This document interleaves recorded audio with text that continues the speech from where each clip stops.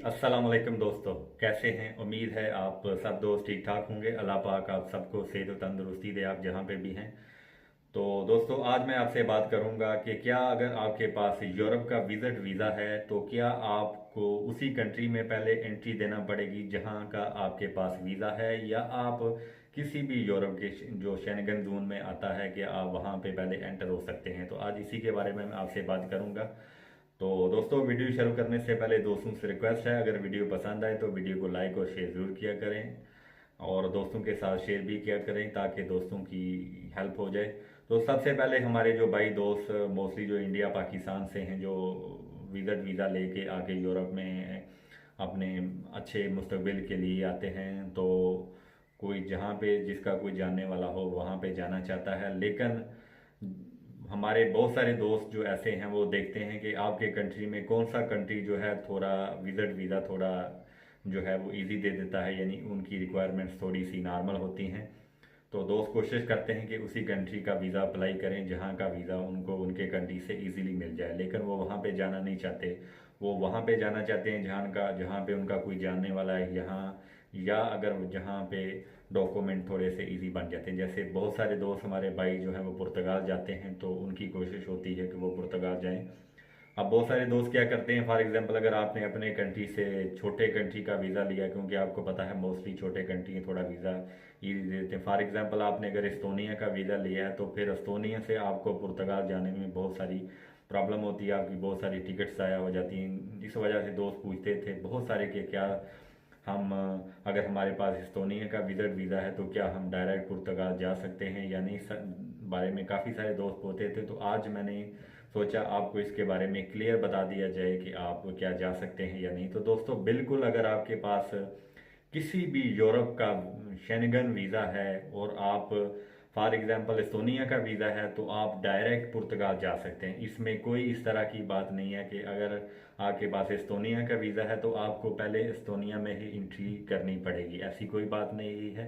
हाँ, आप एस्तोनिया का वीज़ा ले लेते हैं तो बाद में आप जो है डायरेक्ट पुर्तगाल भी जा सकते हैं। लेकिन उसमें फिर ये है कि आप अगर डायरेक्ट पुर्तगाल जाते हैं तो उसमें ये है कि पुर्तगाल जब आप एयरपोर्ट पे जाते हैं तो उसमें से थोड़े से वो आपसे सवाल जवाब पूछ सकते हैं कि आपके पास एस्तोनिया का वीज़ा है तो आप पहले पुर्तगाल क्यों आए हैं। तो आप फिर आपने इमिग्रेशन के ऑफिसर को जो है वो सेटिस्फाई करना होता है। उसमें आप ये भी कह सकते हैं कि मुझे इस कंट्री की जो टिकट है वो सस्ती मिल रही थी, और उसके अलावा आप जब यहाँ पे आते हैं, फॉर एग्जांपल आपने पुर्तगाल एंट्री की, तो आप ऐसा करें कि उसके बाद पुर्तगाल एंट्री के बाद आप कोई भी किसी भी और कंट्री की बस की टिकट या ट्रेन की टिकट जो है वो कंफर्म करवा लें, ताकि अगर आप पुर्तगाल एयरपोर्ट पे उतरते हैं तो इमिग्रेशन वाला अगर आपसे थोड़े से सवाल पूछ सकता है कि आप यहाँ पे डायरेक्ट क्यों हैं, आप एस्तोनिया क्यों नहीं गए, तो उसमें फिर ये है कि आप उनको फिर सेटिस्फाई कर सकते हैं। या अगर आपके पास किसी और कंट्री की टिकट आप कोशिश करें कि निकलवाने के बाद आप उसको बता दें कि मैंने यहाँ पे रुकना है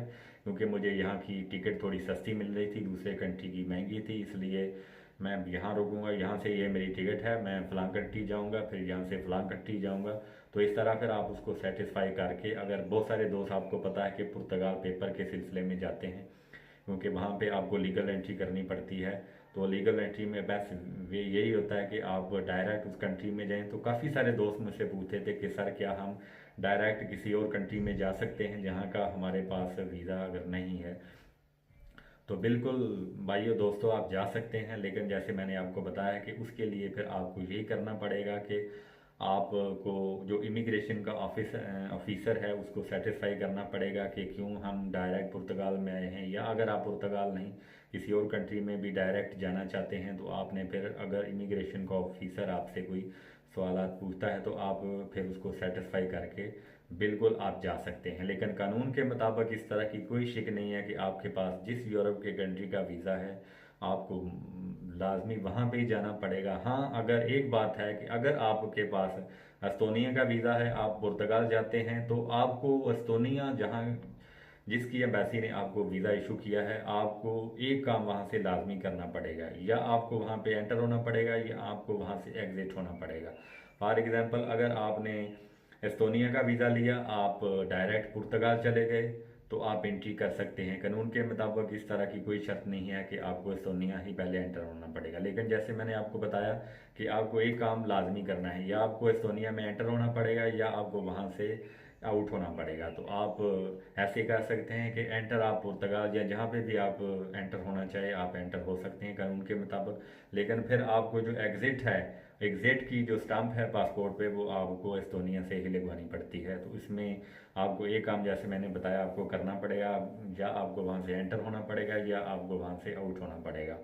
तो बहुत सारे दोस्त जिनके पास बहुत सारे डाउट्स होते थे इस बारे में कि सर हमको बहुत सारी टिकटें खर्चनी पड़ती हैं जहाँ पे हम जाना होता है, तो हमारा इतना बजट नहीं होता, इसलिए हम कोशिश करें कि हम डायरेक्ट वहाँ पे चले जाएं। तो बिल्कुल आप जा सकते हैं। कोई दोस्त अगर फ्रांस जाना चाहता है, या काफ़ी सारे दोस्त जो हैं जैसे मैंने बताया कि अपने बेहतर मुस्तकबिल के लिए यहाँ पे आते हैं, तो कोई जो है स्पेन जाना चाहता है, वहाँ पे भी आपको पता है 3 साल बेस पे पेपर मिलते हैं। उसके अलावा बहुत सारे दोस्त पुर्तगाल जाना चाहते हैं, तो बिल्कुल आप जाएं, बिला झिझक आप जा सकते हैं। आपके पास किसी भी यूरोप का शेंगन अगर आपके पास वीज़ा है, तो जैसे मैंने आपको बताया है आप इस तरीके से बिल्कुल लीगल कानून के मुताबिक आप किसी भी कंट्री में डायरेक्ट वहाँ पे एंटर हो सकते हैं। लेकिन जैसे मैंने बताया एंटर वहाँ पे हो, फिर आपको एग्जैक्ट उसी कंट्री से होना पड़ेगा जहाँ का आपके पास वीज़ा होगा, या जिस कंट्री ने आपको शेंगन वीज़ा जो है वो इशू किया होगा। तो यही थी आज की वीडियो। उम्मीद है आपको आपके डाउट्स थे वो सारे क्लियर हो गए होंगे, लेकिन फिर भी अगर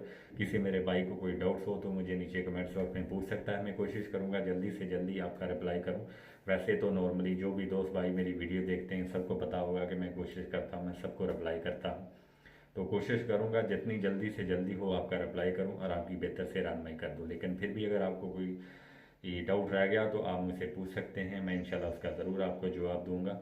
तो आज के लिए बस इतना ही था। अगर वीडियो पसंद आए तो वीडियो को लाइक और शेयर ज़रूर किया करें, और साथ चैनल को सब्सक्राइब भी करें जो दोस्त न्यू आए हैं, और साथ बेल के बटन को भी दबा दें ताकि आपको मेरी हर यूरोप के रिलेटेड आने वाली न्यू वीडियो का नोटिफिकेशन मिल जाए और आप मेरी वीडियो को ईजिली देख सकते हैं। तो आज के लिए बस इतना ही था। अपना ख्याल रखिएगा, अपने आसपास वालों का ख्याल रखिएगा और दुआ में याद रखिएगा। तो मिलते हैं जल्द ही एक नेक्स्ट वीडियो के साथ, नेक्स्ट टॉपिक के साथ। तब तक के लिए खुदा हाफिज़।